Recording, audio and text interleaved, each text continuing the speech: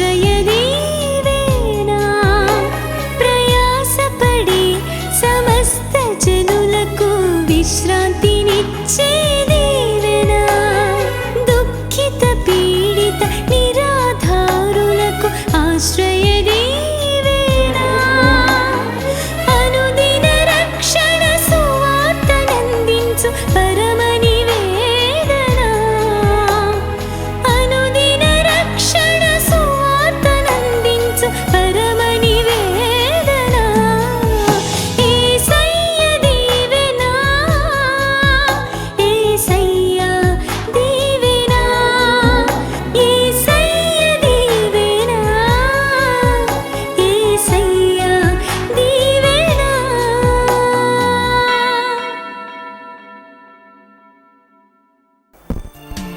Hello, praise the lord. ఏసీయ దీవెన అనే ఆధ్యాత్మిక టీవీ కార్యక్రమాన్ని వీక్షిస్తున్న ప్రియ సోదరి సోదరులకు మన ప్రభువైన యేసుక్రీస్తు నామమున ప్రత్యేక వందనాలు తెలియజేస్తున్నాం. దైవ సందేశాన్ని వినడానికి సిద్ధంగా ఉన్నారు కదూ? ఇప్పుడు దైవజనులు పాస్టర్ ఎం జ్యోతిరాజు గారు దైవ సందేశాన్ని అందిస్తారు. దీనికి ముందు ఒక ప్రత్యేక గీతాన్ని చూద్దామా? సువార్త సునాదము వినిపించుటయే ఎంతో ధన్యత మాకిలలో. సువార్త సునాదము వినిపించుటయే ఎంతో ధన్యత మాకిలలో. సువార్త ప్రకటన చేయుటయందు సువార్త ప్రకటన చేయుటయందు సిగ్గుపడువారము కాని కాము సిగ్గుపడువారము కాని కాము సిగ్గుపడువారము కాని కాము. సువార్త సునాదము వినిపించుటయే ఎంతో ధన్యత మాకిలలో.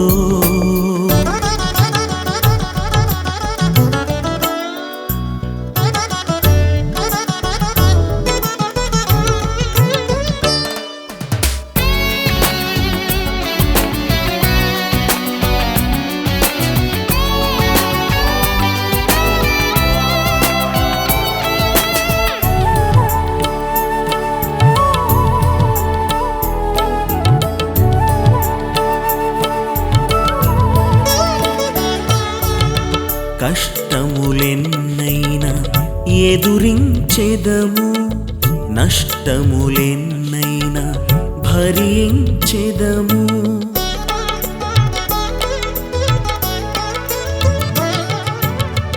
కష్టములెన్నైనా ఎదురించెదము నష్టములెన్నైనా భరించెదము. శోధనలెన్నైనా ప్రార్థించెదము.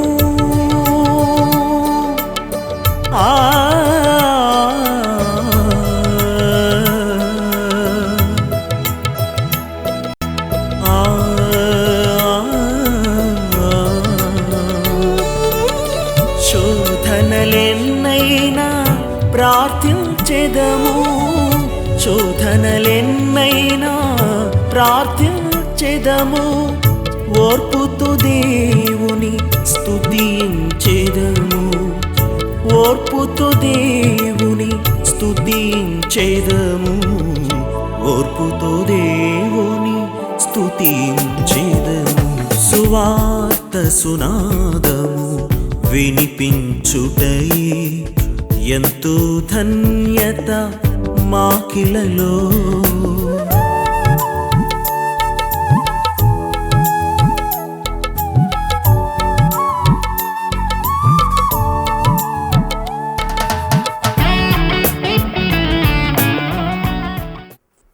క్రీస్తునందు ప్రియ దేవుని బిడ్డలారా, మన ప్రభు అయిన యేసుక్రీస్తు నామమున మరొకసారి మీ అందరికీ ప్రత్యేకమైన శుభవందనాలు తెలియజేస్తూ ఉన్నాను. ఈ దినము దేవుని యొక్క వాక్యంలో నుండి యెషయా గ్రంథము 61వ అధ్యాయము 7వ వచనాన్ని చదువుకుని వాక్య ధ్యానంలోనికి వెళదాం. మీ అవమానమునకు ప్రతిగా రెట్టింపు ఘనత నొందెదరు, దేవుని బిడ్డలారా గమనించండి, ఇక్కడ దేవుడు ఇస్తున్నటువంటి ఒక చక్కటి వాగ్దానం ఈ రోజున పరిశుద్ధాత్మ ప్రేరేపణతో మీకు జ్ఞాపకం చేయడానికి ఆశపడుతున్నాను. మీ అవమానమునకు ప్రతిగా రెట్టింపు ఘనత నొందిదరు. ఈ చదవబడినటువంటి పాఠ్యభాగంలో అవమానము అనే ఒక మాట మనం చదివాం. అవమానము అనే మాట మనిషి తట్టుకోలేని అంశాల్లో ఒక ప్రాముఖ్యమైనటువంటి అంశం. అవమానం కలుగుతున్నప్పుడు మనుషులు తట్టుకోలేని పరిస్థితులు ఏర్పడతాయి. దాని ద్వారా ఎన్నో భయంకరమైన అనర్థాలు జరుగుతాయి. కుటుంబాల్లో తగాదాలు, మిత్రుల మధ్య విభేదాలు, నాయకుల మధ్య రక్తపాతాలు, వీటికి గల కారణాల్లో ఒక ప్రాముఖ్యమైన కారణం ఏమని చెప్పాలంటే అవమానము అని చెప్పాలి. ఏమంటే అవమానము అనేది జరగడానికి చాలా రకరకాలైనటువంటి కారణాలు ఉంటాయి.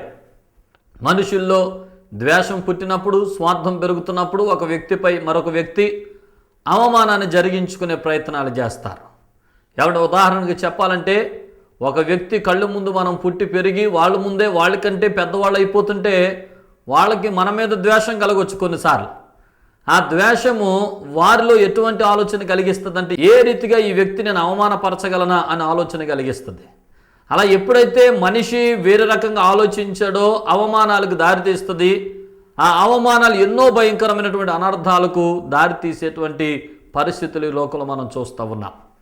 కనుక దేవుని బిడ్డలారా, అట్లాగైనా కొన్నిసార్లు అవమానాలు రావచ్చు. లేకపోతే అవమానం అనేది కొన్నిసార్లు మనకు మనంగా ఆలోచించే ఆలోచనలు బట్టి కూడా మనం అవమానంగా ఫీల్ అవ్వచ్చు. ఒకవేళ కొంచెం చిన్నవారిగా ఉంటే, తక్కువ వారిగా ఉంటే, మనకున్న పరిస్థితులు ఎదుటి వ్యక్తి కంటే మరి తక్కువ అంచనాల్లో ఉంటే వాటిని బట్టి అవమానంగా కొన్నిసార్లు మనం ఫీల్ అవుతూ కూడా ఉంటాం.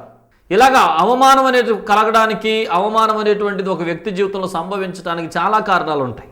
కొంతమందికి ఏ కారణం లేకుండా అవమానాల మీదకి వచ్చి పడతా ఉంటాయి. ఏమంటే వారు భక్తి కలిగిన వారై ఉంటారు, నీతిమంతులై ఉంటారు, యథార్థవంతులై ఉంటారు, అన్నీ బాగుంటాయి. కానీ అవమానం వారికి కూడా తప్పదు. కొన్నిసార్లు పరిస్థితులు ఆ రీతిగా మనుషుల మీదకి మరి సంభవిస్తూ ఉంటాయి. ఏది ఏమైనప్పటికీ అవమానం అనేది ఎలా కలిగినప్పటికీ ఒక మాట మాత్రం వాస్తవం, అవమానము ఒక వ్యక్తి జీవితంలో తట్టుకోలేనటువంటి అంశం. అయితే ఈరోజు నేను చెప్పాలనుకున్నటువంటి ఒక మాట ఏంటంటే, ఇలాంటి పరిస్థితులు ఒకవేళ మీ జీవితంలో సంభవిస్తూ ఉంటే మీకు ఒక శుభవార్త. యేసును కలిగినటువంటి పిల్లలకు కలిగే అవమానముల కొరకై ప్రభు ఇస్తున్న ఒక వాగ్దానం, మీ అవమానములకు ప్రతిగా నేను రెట్టింపు ఘనతనిస్తాను. ఈ వాగ్దానం ఎవరు చేయలేరండి. మనుషులు చేసే వాగ్దానాలు కేవలం తాత్కాలికమైనవి. ఇలాంటి వాగ్దానాలు ఎవరు చేయరు. ఏమండి, మన కోసం అది చేస్తాను ఇది చేస్తానని చెప్తారు, కానీ నీ అవమానానికి ప్రతిగా రెట్టింపు ఘనతనిస్తాను, ఇలాంటి వాగ్దానాలు ఇచ్చింది ఏకైక ప్రభువు యేసుక్రీస్తు వారు. అందుచేత ఆయనను ఆశ్రయించిన నరుడు ధన్యుడు అన్నాడు పరిశుద్ధ గ్రంథంలో. కనుక ఈ రోజున దేవునిని ఆశ్రయిస్తే నీ జీవితంలో కలిగే అనేకమైనటువంటి క్లిష్ట పరిస్థితులు, కన్నీటితో ఉన్నటువంటి పరిస్థితులు ఈ రోజున ఆయన సమాధానంగా నిలబడ్డాడనే మాట చెప్పడానికి నేను సంతోషిస్తూ ఉన్నాను. కనుక ఈ రోజున ఎవరైనా ఎలాంటి అవమానాల్లో ఉన్నా యేసు ప్రభు పలుకుతున్నటువంటి మాట ఈరోజు నీ కోసమే. ఈ రోజున దేవుడు చెప్తున్నటువంటి ఈ వాగ్దానం ఖచ్చితంగా నీ కోసమే. ఎప్పుడనంటే నీవు ఆయనను అంగీకరించగలిగితే, నీవు ఆయనను ప్రభువుగా స్వీకరించగలిగితే, నీవు ఆయన దృష్టిలో ఆయన కుమారుడిగా కుమార్తెగా జీవించగలిగితే ఈ వాగ్దానం ఖచ్చితంగా ఈరోజు నీ కోసమే. అవమానాలతో ఒకవేళ కృషించిపోతూ ఉంటే నీ అవమానమునకు ప్రతిగా ఆయన రెట్టింపు ఘనతను ఇస్తాను అనే వాగ్దానం ఈ రోజున దేవుని యొక్క దాసునిగా మీ గృహాల్లోనికి ఇది ఈ వాగ్దానంగా పంపిస్తున్నట్టుగా స్వతంత్రించుకోండి, సొంతం చేసుకోండి. దేవుడిచ్చే ఆశీర్వాదాలు పొందాలని ప్రభు పేరట మీకు మనవి చేస్తున్నాను. కనుక దేవుని బిడ్డలారా, ఈ రీతిగా దేవుని యొక్క వాక్యంలో అవమానములు పొంది దేవుని సన్నిధిలో ఘనత పొందినటువంటి కొందరు వ్యక్తులను మీకు జ్ఞాపకం చేస్తా. చాలా సందర్భాలు ఉన్నాయి. అవమానములు పొంది చక్కటి ఆశీర్వాదాలు అనుభవించిన వారు, అంటే అవమానాల్లో కూడా దేవునిని విడిచిపెట్టక దేవునిని పట్టుకొని దేవునిని ఆశ్రయించి వారు పొందినటువంటి మేలులు ఈ రోజున మనకి ఇవి చాలా ప్రాముఖ్యమైనటువంటి అంశాలుగా కనబడుతూ ఉన్నాయి. అందులో ఈ రోజున మరి వర్తమానం వింటున్నటువంటి వాళ్ళు చాలా మందికి కావలసిన ఒక అంశాన్ని గురించి మనము ప్రత్యేకించి ధ్యానం చేద్దాం. అదేంటంటే, మరి ఇద్దరు దంపతులు వారి జీవితంలో పిల్లలు లేకపోవటం వారికి సమాజంలో ఒక అవమానంగా నిలబడినటువంటి సందర్భాన్ని మరి దేవుడు ఏ రీతిగా వారిని గణపరిచాడో అనే విషయాన్ని కొద్ది నిమిషాలు జ్ఞాపకం చేసుకుందాం. ఎందుకంటే చాలామంది కార్యక్రమాన్ని చూస్తున్నటువంటి వారు మాకు పిల్లలు లేరండి, వివాహం అయి 10 సంవత్సరాలు అయింది, 15 సంవత్సరాలు అయింది, మా కొరకు ప్రార్థన చేయండి అని చెప్పేటువంటి దంపతులు మరి చాలామంది ఉంటూ ఉన్నారు. దేవుని బిడ్డలారా, ఈ రోజున దేవుడు మీ కొరకు ఒక వాగ్దానాన్ని ఇస్తూ ఉన్నాడు. మీ అవమానమునకు మరి ప్రతిగా రెట్టింపు ఘనతను మీకు ఇచ్చేదను అని ప్రభు వాగ్దానం ఇస్తున్నాడు. ఈ మాటలు శ్రద్ధగా వినండి. కనుక దేవుని బిడ్డలారా, ఆ ఇద్దరు వ్యక్తులను జ్ఞాపకం చేస్తూ అనేక మందిని ఈ రోజున దేవుని యొక్క వాక్యంలో నుండి ఏ రీతిగా వారు ఆ దేవుడిచ్చిన వాగ్దానాలు స్వతంత్రించుకున్నారు, కొన్ని విషయాలు మనం జ్ఞాపకానికి తెచ్చుకుందాం. లూకా సువార్త 1వ అధ్యాయము 24వ వచనం చదువుతున్నప్పుడు, ఆ దినములైన పిమ్మట అతని భార్య ఎలిజబెత్ గర్భవతి అయి మనుషులలో నాకుండిన అవమానమును తీసివేయుటకు నన్ను కటాక్షించిన దినములలో ప్రభు ఇలాగూ చేసిన అనుకోనేను. ఒక మాట గమనించండి, ఇక్కడ కనబడుతున్న ఈ దంపతుల పేర్లు జకరియా, ఎలిజబెత్. ఈ జకరియా చేసే పని ఏంటంటే యాజకత్వం, యాజకుడు. దేవుని సన్నిధిలో ఎంత గొప్ప మరి కార్యాన్ని చేస్తున్నటువంటి వ్యక్తి చూడండి. యాజకునికే తప్పలేదండి అవమానం, యాజకుల కుటుంబానికే తప్పలేదా? దేవుని బిడ్డలారా, కొన్నిసార్లు మనం ఎవరైనా, ఎంత భక్తిపరులమైనా, మన జీవితాల్లో ఎంతో ఉన్నతమైన స్థితికి చేరినా, దేవుని యొక్క సన్నిధిలో చాలా ప్రార్థనా పరులుగా పిలిపించుకున్నా, కొన్నిసార్లు ఇలాంటి అవమానాలు మనకు కూడా వచ్చి పడతా ఉంటాయి. గమనించండి, ఈ అవమానాల్లో నుండి మనం నేర్చుకోవలసిన చాలా అంశాలు ఉన్నాయి. దేవుని బిడ్డలారా చూడండి, ఇక్కడ జకరియా, ఎలిజబెత్తులు ఇంకా వారు ఎంత భక్తిపరులో 6వ వచనంలో ఉంది. వీరిద్దరూ ప్రభు యొక్క సకలమైన ఆజ్ఞల చొప్పునను న్యాయ విధుల చొప్పునను నిరపరాధులుగా నడుచుకొనుచు దేవుని దృష్టికి నీతి మంతులై ఉండిరి. ఆజ్ఞలు పాటిస్తున్నారు, న్యాయ విధులు పాటిస్తున్నారు, ఏమండి నిరపరాధులుగా జీవిస్తున్నారు. అంతేకాదు దేవుని దృష్టిలో వీరు నీతిమంతులుగా ఉన్నారు. ఏమండి ఇంత భక్తి పరులకి ఎలాంటి అవమానం కలగాల? ఏమిటి వారికి కలిగిన అవమానం అంటే ఆమె కొడ్రాలుగా ఉండటం, ఆమెకు పిల్లలు లేనటువంటి స్థితి. నిజమే, ఇది ఒక అవమానం. ఈ రోజున ఎంతోమంది పిల్లలు లేనటువంటి వారిని ఒక్కసారి కదిపితే ఎంత వేదన, ఎంత రోదన, ఎంత బాధ వారి గుండెల్లో నుండి వినబడుతుంది. దేవుని బిడ్డలారా, ఈ కార్యక్రమం ప్రారంభించినప్పటి నుండి ఎన్నో వందలు వేల ఫోన్లు, ఏమండి సంతానం లేదండి ప్రార్థన చేయండి. నిజమే, అదొక వారికి ఒక అవమానంగా ఉండొచ్చు ఒకవేళ. దేవుని బిడ్డలారా, మరి మీకు కలిగినటువంటి కొదువ మీ జీవితంలో ఒకవేళ మీరు కూడా ఎలిజబెత్ లాగా అవమానంగా ఫీల్ అవుతూ ఉంటే, ఈ రోజున పరిశుద్ధాత్మ దేవుని మాటలు వినండి, ఒక అద్భుతమైన కార్యాన్ని మీ కుటుంబంలో చూడబోతున్నారు. విశ్వసించండి. పరిశుద్ధాత్మ పొందినటువంటి ఒక వ్యక్తిగా, అభిషేకము కలిగిన ఒక దేవుని దాసునిగా ఈ మాటలు చెబుతా ఉన్నాను నేను. మీ అవమానమునకు ప్రతిగా రెట్టింపు ఘనతనుందెదరు. దేవుని బిడ్డలారా గమనించండి, మరి ఎలిజబెత్, ఈ జకరియా వీరిద్దరైతే ఒకవేళ వారికి పిల్లలు కలగటం ఆలస్యం అయిపోయినా, అంటే తర్వాత వచ్చిన చదువుతున్నప్పుడు వారు వృద్ధులైరి, వృద్ధాప్యం వచ్చేసింది, ఇక పిల్లలు పుడతారనే మాటకి అవకాశం లేదు. కనుక ఎక్కడ కూడా అవకాశం లేని పరిస్థితుల్లో సహితము వారు దేవుని సన్నిధిలో ప్రార్థించటం మానలేదు, ప్రభుని విడిచిపెట్టలేదు, దేవుని ఆరాధించటం మానలేదు, దేవుని స్తుతించటం మానలేదు. ప్రభు యొక్క సన్నిధిలో వారి యొక్క అర్పణలు, వారి యొక్క యాజకత్వంలో కలిగినటువంటి క్రమము చొప్పున చేయాల్సిన కార్యక్రమాలన్నీ కూడా యథావిధిగా దేవుని యందు భయభక్తులు కలిగిన వారై ఈ దంపతులు ఇద్దరు చేస్తూ ఉన్నారు. ఎంత గొప్ప దంపతులు చూడండి. దేవుని బిడ్డలారా, దేవుడు నీకు సమాధానం ఇవ్వాలంటే నీ భక్తి జీవితాన్ని నువ్వు ఇలాగే కనపరచాలి. దేవుని ఎదుట నీకు రావాల్సిన ఆశీర్వాదం ఆలస్యం అయిపోతే, ఆ సమయం అయ్యేటప్పటికి దేవుని విడిచిపెట్టి దూరంగా వెళ్ళిపోతే దీవెనలు పొందలేవు. వృద్ధాప్యం వచ్చినా వీరు దేవుని విడిచిపెట్టలేదు, దేవుడు మాకు ఏం చేశాడని ప్రశ్నించడం లేదు వీళ్ళు. అరే ఇంత భక్తి కలిగిన యాజకత్వాన్ని మేము చేస్తే దేవుడు మాకు పిల్లలు లేకుండా చేశాడే అని అనలేదండి వీళ్ళు. దేవుని పట్ల కలిగిన అచంచలమైన విశ్వాసాన్ని వారు అదే రీతిగా కనపరిచి దైవ సన్నిధిలో వారు చేసినటువంటి ప్రార్థనలను బట్టి ఒక గొప్ప జవాబును పొందుకున్నట్లుగా మనం ఇక్కడ చూడగలుగుతున్నాం. దేవుడు కొన్నిసార్లు మన జీవితాలు ఆయన ప్రణాళికలను అర్థం చేసుకునేలా ఉండాలని ఆశపడుతున్నాడు. ఏమండి ఆయనకి ఎన్నో ప్రణాళికలు ఉన్నాయి మన పట్ల. మనం అనుకున్నట్టు జరగాలని మనం అనుకోకూడదు. ప్రసంగి గ్రంథం 3వ అధ్యాయం 1వ వచనంలో ఉంది, ప్రతి దానికి సమయము కలదు అని. అదే అధ్యాయం 11వ వచనం చెబుతుంది, దేని కాలమందు అది చక్కగా ఉండినట్లు ఆయన సమస్తమును కలుగజేసి ఉన్నాడని. కనుక మనకున్నటువంటి పరిస్థితులను బట్టి మనం ఇంకా జరగడం లేదేంటి, ఇంకా అవటం లేదేంటి అని ఒకవేళ తొందరపడవచ్చు. కానీ నీ మీద, నీ భవిష్యత్తు మీద, నీ ఆలోచనల పట్ల దేవునికి ఒక ప్రణాళిక ఉంది, దానికి ఒక సమయం ఉందని గమనించాలని మనం చేస్తున్నాను. కనుక అందుకని యోహాను సువార్త 2వ అధ్యాయంలో యేసు తల్లి అయిన మరియా ద్రాక్షారసం అయిపోయిందని చెప్తుంటే యేసు ప్రభు వారు ఒక మాట అన్నాడు, అమ్మా కంగారు పడొద్దు, నా సమయం ఇంకనూ రాలేదు అన్నాడు. కనుక ప్రతి పనికి దేవుని సమయం ఉంది అనేది గమనించాలి. మరి దేవుని సమయాన్ని కనుక నువ్వు ఒకవేళ గుర్తించకపోతే, దేవుని సమయాన్ని కనుక నువ్వు అర్థం చేసుకోకపోతే ఆధ్యాత్మిక విషయంలో అనర్థాలు జరుగుతాయి. దేవుని బిడ్డలారా, నీవు కూడా ఒకవేళ దేవుని సన్నిధి నుండి దూరం అయిపోతావు. అందుచేత ఏది జరిగినా సమయం కొరకు కనిపెట్టాలి. 1 పేతురు పత్రిక 5వ అధ్యాయం 6-7 వచనంలో ఒక మాట ఉంది కదా, దేవుడు తగిన సమయమందు మిమ్మల్ని హెచ్చించున్నట్లు ఆయన బలిష్టమైన చేతి క్రింద దీన మనస్కులయ్యుండుడి, మిమ్మల్ని గురించి ఆయన చింతించుచున్నాడు, మీ చింత యావత్తు ఆయన మీద వేయుడి అని. కనుక దేవుని బిడ్డలారా, తగిన సమయమందు ఆయన మిమ్మల్ని హెచ్చిస్తాడు అనేటువంటి మాట ఈ రోజున ప్రత్యేకించి జ్ఞాపకం చేసుకోవాలి మనం చేస్తున్నాను. కనుక దేవుని సన్నిధిలో మన భక్తి విడిచిపెట్టకుండా నీతిమంతులుగా యథార్థవంతులుగా ఈ ఎలిజబెత్ జకర్యాలు ఏ రీతిగా ప్రభు సన్నిధిలో వారి వృద్ధాప్యంలో కూడా దేవుని కార్యాలు నా జీవితంలో జరగలేదు కదా అని భక్తిలో నీరసల్లకుండా వారు చేసిన ఆ భక్తి జీవితమే వృద్ధాప్యంలో కూడా అద్భుతాలు జరిగించింది. శరీరాలు బలహీనం అయిపోయినాయి. దేవుని బిడ్డలారా, ఒక మాట, మనం బలహీనులు అయిపోతాం, వయసు గతించే కొద్దీ మనం బలహీనులం అయిపోతాం. కానీ దేవుని మాటలు బలమైనవి, దేవుని మాటలు బలమునిచ్చేవి. ఆయన మాత్రం బలహీనుడు కాడు. నీ పట్ల బలమైన కార్యాలు చేయడానికి ఆయన సమర్థుడు కనుక నీవు బలహీనుడు అయిపోయినా అద్భుతమైన కార్యాలు చేయడానికి దేవుడు సమర్థుడై ఉన్నాడని ప్రభు పేరట మీకు మనవి చేస్తున్నాను. కనుక ఈ రోజున చూడండి, ఒక ఇద్దరు జంటలు మీకు జ్ఞాపకం చేస్తాను. తగిన సమయం అందినటువంటి మాట వచ్చింది కనుక ఆదికాండం 12వ అధ్యాయంలోనికి వెళితే అబ్రహాము శారా జీవితాలు మనందరికీ తెలుసు. ఈ అంశాన్ని మరలా గుర్తు చేస్తున్నాను మీకు. ఏమంటే అబ్రహాముతో దేవుడు 12వ అధ్యాయం 2వ వచనంలో చెప్తాడు, నిన్ను గొప్ప జనముగా చేస్తాను అని, అంటే నీకు పిల్లల్ని ఇస్తాను అని. అప్పటికి చెప్పినప్పటికీ అబ్రహాము వయసు ఎంత? 4వ వచనంలో చదివితే అప్పటికి అబ్రహాము 75 ఏండ్లు ఈడుగలవాడు. 75 సంవత్సరాలు అప్పటికి అబ్రహాంకి. ఏమంటే 75 సంవత్సరంలో నేను గొప్ప జనంగా చేస్తానంటే పిల్లలు పుట్టడానికి ఎంతకాలం కావాలి కదండి?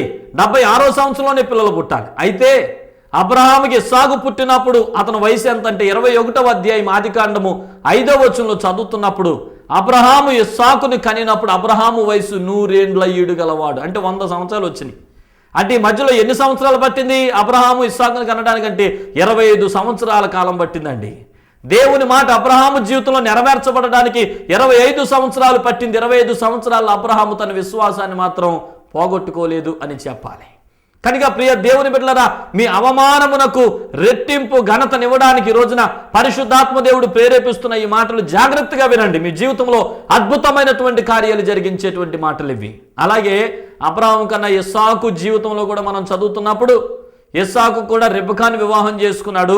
ఆదికాండము 25వ అధ్యాయము 20వ వచనం చదువుతున్నప్పుడు రెబెకాను వివాహం చేసుకున్నప్పుడు 40 సంవత్సరాల వయసు కలిగిన ఇస్సాకుకి రెబెకా గొడ్రాలు అయిపోయిందట.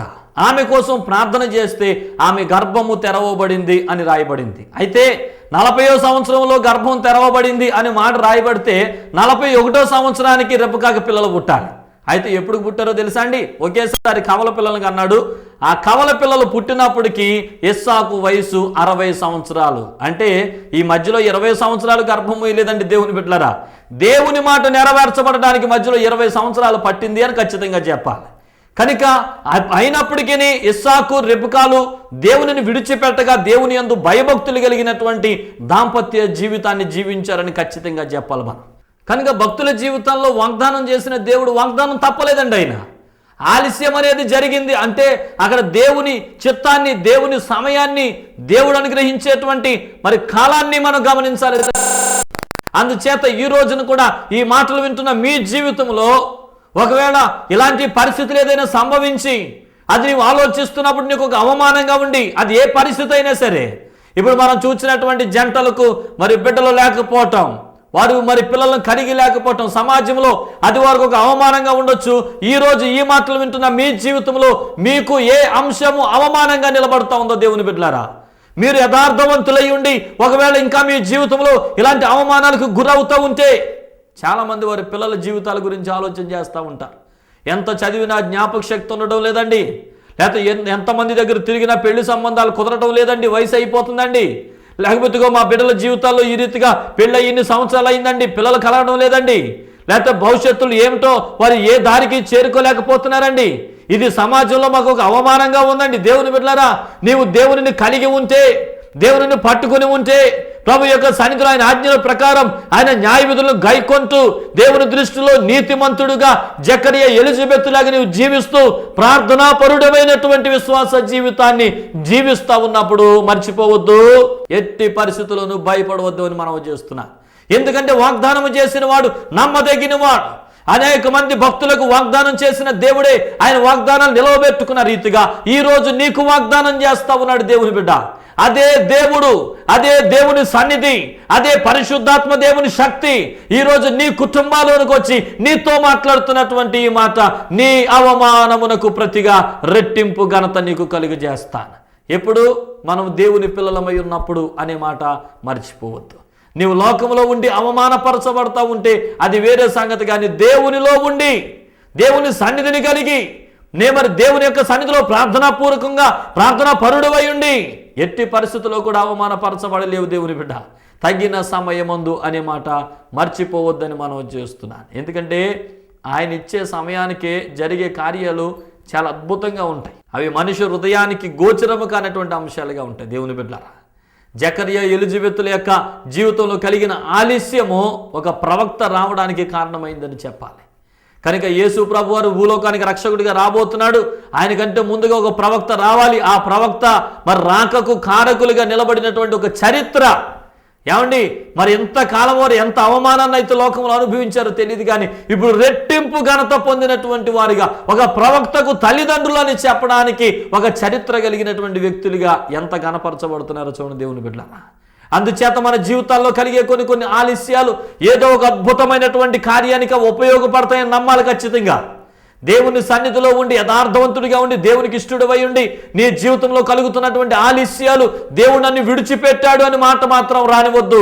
ఎట్టి పరిస్థితుల్లో మాట ఇచ్చిన వాడు నెరవేర్చకుండుటకు ఆయన నరుడు కాదు గనుక ఆయన అద్భుతాన్ని తప్పకుండా మీ జీవితంలో చేస్తాడు అనే మాట మరొకసారి మీకు జ్ఞాపకానికి తెస్తూ ఉన్నాను. కనుక నా ప్రియమైన దేవుని బిడ్డలారా, ఈరోజు నీ మాటలు వింటూ ఒకవేళ ఏ కారణము చేత ఒకవేళ సమాజంలో అవమానాన్ని అనుభవిస్తూ మరి దిగులుతో కన్నీటితో వేదనతో ఈ రోజున ఈ మాటలు వింటున్నారు, ఖచ్చితంగా పరిశుద్ధాత్మ దేవుని ప్రేరణతో ఒక దైవజనుడిగా మీ యొక్క గృహాల్లోనికి ఈ ఆశీర్వాదాలు ప్రకటిస్తూ ఉన్నాను.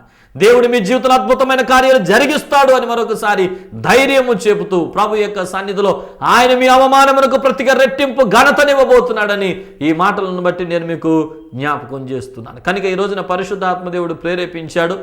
మీ కుటుంబాల్లో ఎవరు ఎలాంటి పరిస్థితుల్లో ఉండి కన్నీటితో ఉన్నారో వారి కొరకు ప్రార్థించడానికి నేను ఇష్టపడుతూ ఉన్నాను. దేవుని బిడ్డలారా, దేవుడు అన్యాయస్తుడు కాదండి. ఆయన పిలిచినవాడు నమ్మదగినవాడు, వాగ్దానం చేసినవాడు నమ్మదగినవాడు. ఈ రోజున ఒకే ఒక్క మాట గుర్తు తెచ్చుకోండి. మీ జీవితంలో ఆలస్యాలు అయిపోతున్నా దేవుని సన్నిధిలో మీ విశ్వాసము అదే రీతిగా ఉందా? విశ్వాసం సన్నగిల్లుతుందా? వృద్ధాప్యం వచ్చి వయసు గతించినప్పటికీ జకరియా ఎలిజబెత్ల జీవితాల్లో వారి యొక్క విశ్వాసము కొంచెము కూడా తగ్గిపోలేదండి. ఆ ప్రార్థన అలాగే ఉంది, ఆ భక్తి అలాగే ఉంది, ఆ నీతి అలాగే ఉంది. ఈ రోజున నీవు దేవుని బిడ్డగా, దేవుని కుమారుడిగా, దేవుని కుమార్తెగా నీ యొక్క ప్రయాణాన్ని కొనసాగిస్తున్న నీ జీవిత యాత్రలో ఒక్క మాట గుర్తు తెచ్చుకో, దేవుని స్థానము ఆరంభించినప్పట్లాగే ఇప్పటి వరకు ఉందా? ఒకవేళ సన్నగిల్లిపోతున్నావా? ఎట్టి పరిస్థితులను దిగులు పడొద్దు, దేవుని దగ్గర నుండి దూరం కావద్దని ప్రభు పేరట మీకు మనం చేస్తున్నా. ఆయన వాగ్దానం చేసిన వాడు నమ్మదగిన వాడు గనుక ఈ రోజుకైనా ఆయన వాగ్దానం నెరవేర్చబడబోతుంది గనుక ఆయన ఇచ్చే సమయంలో అద్భుత కార్యాలు చూడగలిగితే అది ఎంతో ఆశ్చర్యమైన కార్యాలుగా మీ జీవితంలో అనుభవించగలుగుతారు కనుక దేవునికి మాత్రమే విధేయులై ఉండండి. ఆయన సమయం వచ్చే వరకు కనిపెట్టండి, అద్భుతమైనటువంటి కార్యాలు చూస్తారు. నా ప్రియమైనటువంటి దేవుని బిడ్డలారా, ఈరోజు నీ మాటలు వింటూ ఎలాంటి శ్రమలో, శోధనలో, కష్టములో, ఇరుకులో, ఇబ్బందులు, వేదనలో, ప్రజల ముందు అవమానమును భరించినటువంటి పరిస్థితుల్లో మీ జీవితాలు ఉంటున్నాయో, ఈ మాటలు వింటున్నటువంటి ప్రియ విశ్వాసులారా, మీ బిడ్డల గురించి ఆలోచించి కృషించిపోతున్నారా? వారి చదువులు, వారికి కావలసిన జ్ఞానం, వారి భవిష్యత్తు ప్రణాళికలు, లేకపోతే వారి వివాహములు, వారికి బిడ్డలు కలగడం గురించి ఈ రోజున సమాజంలో మీరు ఆలోచిస్తున్నప్పుడు అది మీకు ఒకవేళ ఒక అవమానంగా కనుక నిలబడి ఉంటే దేవుని పిల్లలుగా ఎంతవరకు ప్రభువు సన్నిధిలో మరి నిజమైనటువంటి విశ్వాస జీవితాన్ని జీవిస్తున్నారో ఆలోచన చేయండి. ఈ రోజున ఒకవేళ తొట్టిల్లిపోతే తిరిగి ప్రభు దగ్గరికి రండి, ఆయన్ని మాత్రమే పట్టుకుని జీవించడానికి ఇష్టపడండి. ఇంతవరకు ఈ మాటలు వింటున్నటువంటి వారిలో ఎవరైనా ప్రభువు లేనటువంటి జీవితంతో ప్రభువుకి దూరముగా ఉండి ఒకవేళ ఇలాంటి ఆశీర్వాదాల కొరకు కనిపెడుతుంటే ఒక మాట చెప్తున్నాను, ప్రభు దగ్గరికి వచ్చేసేయండి.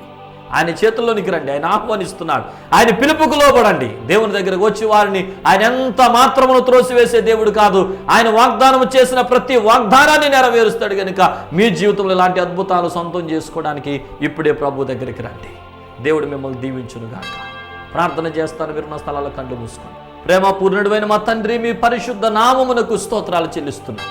ఇదిగో ఇంతవరకు ఈ మాటలు విన్నటువంటి ప్రియ బిడ్డల జీవితాల్లో ఏ కారణము చేత వారి సమాజంలో ప్రభువా అవమానకరంగా బ్రతుకుచున్నామని ఆందోళన చెందుతున్నారు తండ్రి, అట్టి పరిస్థితుల కొరకై ప్రార్థన చేస్తున్నాం. ఇదిగో తండ్రి, నీ దగ్గరికి బిడ్డలు వస్తున్నారు ప్రభువా, నీ సహాయాన్ని బిడ్డలు కోరుతున్నారు తండ్రి. ఈ ప్రత్యేక సమయంలో ప్రభువా నాయన వారి కుటుంబంలో ఉన్నటువంటి నింద, వారి కుటుంబంలో ఉన్న అవమానం, అది ఏ పరిస్థితి అయినప్పటికీ నీ దాసుడిగా ప్రియ బిడ్డల కొరకు ప్రార్థిస్తున్నాను. ఇదిగో ప్రభు, అభివృద్ధి లేనటువంటి కుటుంబంలో ఉన్న బిడ్డల కొరకై ప్రార్థిస్తున్నాను. ఇదిగో తండ్రి, వారి జీవితంలో ఎదురాడుతున్న ప్రతి సమస్య యేసు నామమున బంధిస్తూ ఉన్నాను తండ్రి. ఇదిగో ప్రభు, వివాహముల కొరకు కనిపెడుతున్న బిడ్డలు ప్రభువా నన్ను ఏది ఆటంకంగా నిలబడుతుందో అట్టి ప్రతి ఆటంకము నీ నామము చొప్పున లయపరుస్తూ ఉన్నాము తండ్రి. నీ వాగ్దానం చేసిన దేవుడు నమ్మదగిన వాడు ప్రభువా, తగిన సమయమందు నీవు హెచ్చించే దేవుడవు కనుక ఇదిగో ఓపికతో ప్రభువా నీ యొక్క వాగ్దానాలు పొందుకునే వారిగా బిడ్డల జీవితంలో తగిన నిరీక్షణ దయచేయమని ప్రార్థిస్తున్నాను. ఈ ప్రత్యేక సమయంలో నీ దాసుని నోట పలికించిన ఈ వాగ్దానమును ప్రతి కుటుంబంలో నెరవేర్చమని ప్రార్థిస్తున్నాను. ఇంతవరకు ఏ కారణముల చేత వారు అవమానములు అనుభవించి ఉన్నారు, అట్టి అవమానములను ఈ రోజున సంతోషముతో వారిని నింపమని ప్రార్థిస్తున్నాను. మీ సహాయమును దయచేసి బలపరచండి తండ్రి. ఈ ప్రత్యేక సమయంలో పిల్లలు లేక బాధపడుతున్న కుటుంబాల కొరకు ప్రత్యేకించి ప్రార్థన చేస్తున్నాను.